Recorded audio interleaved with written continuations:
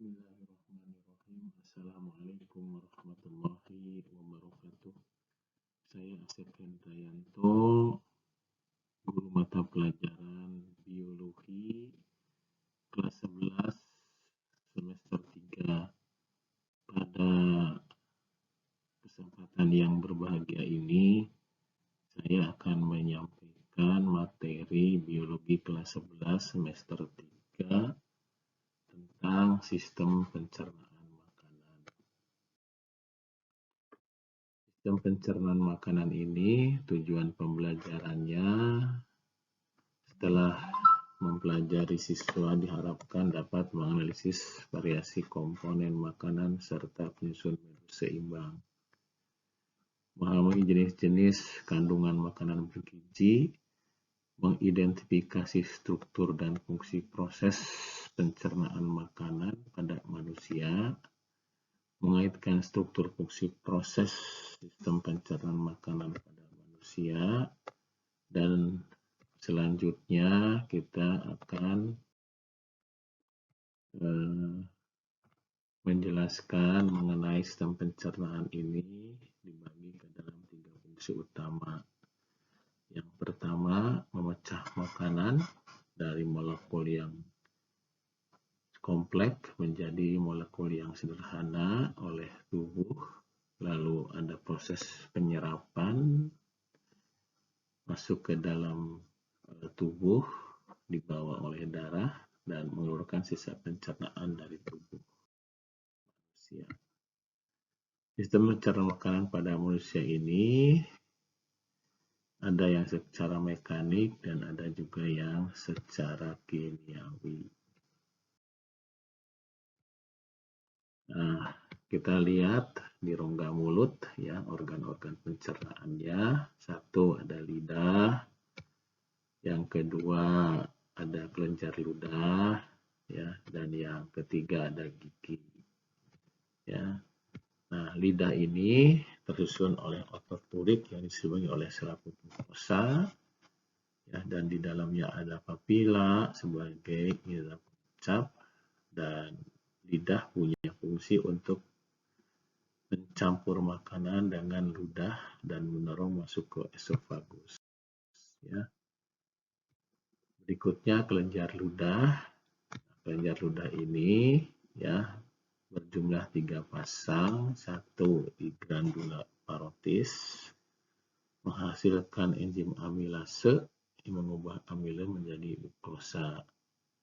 Terus ada di rahang bawah, terdapat pada glandula submaxillaris dan glandula sublingualis.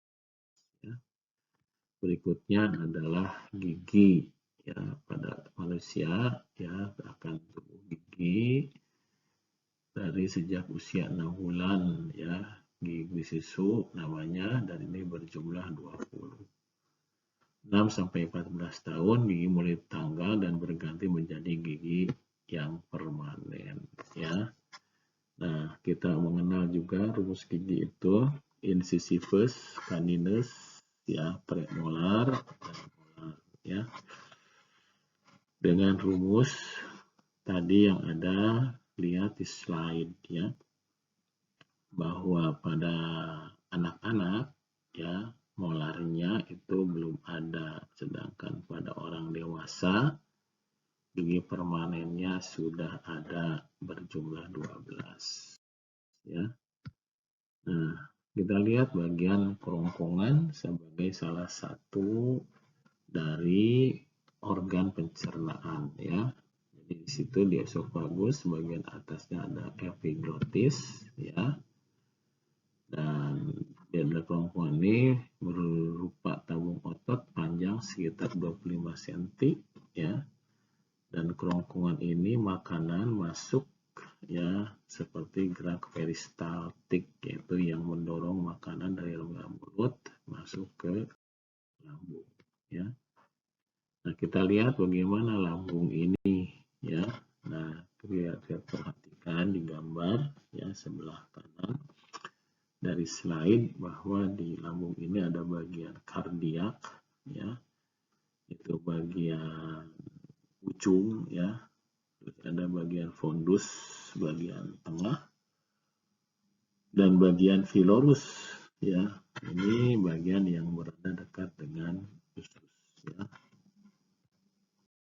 Nah, kita lihat juga, ya, apa sih yang dikeluarkan oleh dinding lambung, ya.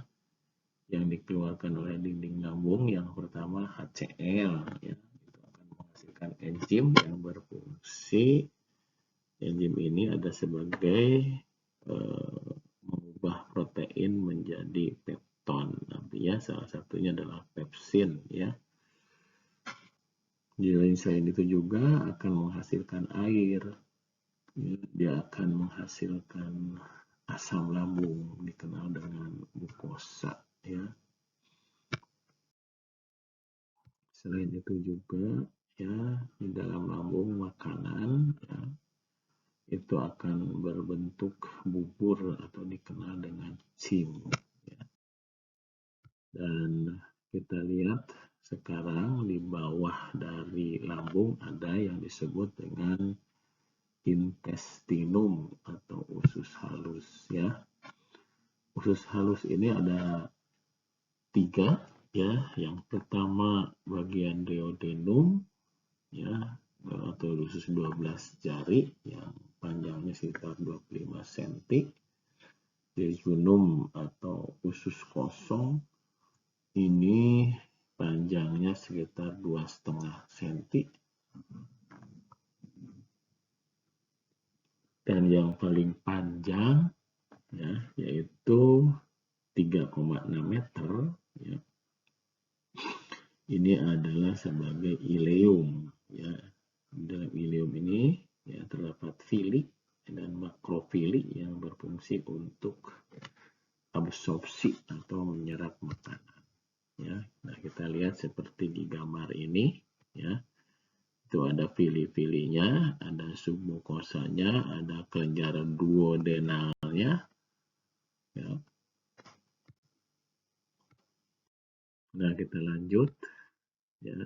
Di dalam usus halus ini, ya, dihasilkan beberapa macam enzim, ya, sakarase, maltase, laktase, lepsinogen, ya.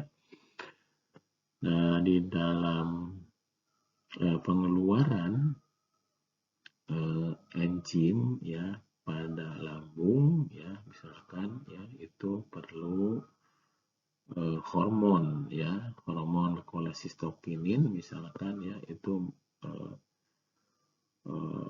ada di kelenjar empedu untuk mengurangi empedu. Sedangkan sekretin, ya, itu merangsang dari pankreasnya. Nah, kita lihat hasil pencernaan secara kimiawi, ya, pada usus halus, bahwa protein nanti terakhir akan diubah jadi asam amino, karbohidrat akan diubah terakhir dari glukosa, dan lemak menjadi asam lemak dan gliserol. Nah, kita lihat bagian pankreas, ya. Jadi pankreas ini juga bisa menghasilkan dari enzim, ya, dengan enzim lipase, trypsinogen, ya. Ini enzim berperan penting, ya, di dalam mencerna secara kimiawi. Selain itu pula kita masuk ke bagian usus besar, ya. Usus besar ini untuk menyerap air, membentuk feses. Dan di dalam usus terdapat bakteri E. coli yang membantu manusia untuk menghasilkan vitamin K dan biotin, ya. Vitamin K dan biotin ini diserap masuk tubuh melalui dinding kolon.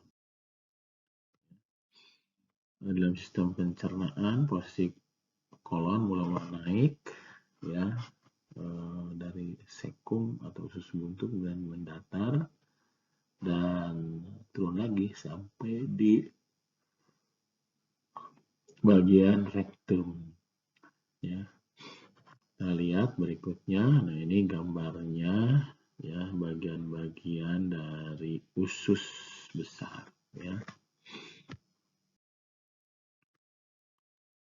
Nah, kalau kita lihat bagaimana perjalanan makanan ya pada manusia.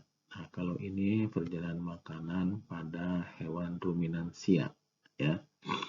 Rumput di mulut dikunyah, masuk ke oesophagus ya, masuk ke rumen ya, dari rumen ke retikulum itu untuk bolus ya, nanti masuk lagi, keluar lagi ke mulut ya, dan gitu masuk ke retikulum ya, dari retikulum nanti ke omasum ya, dari omasum ke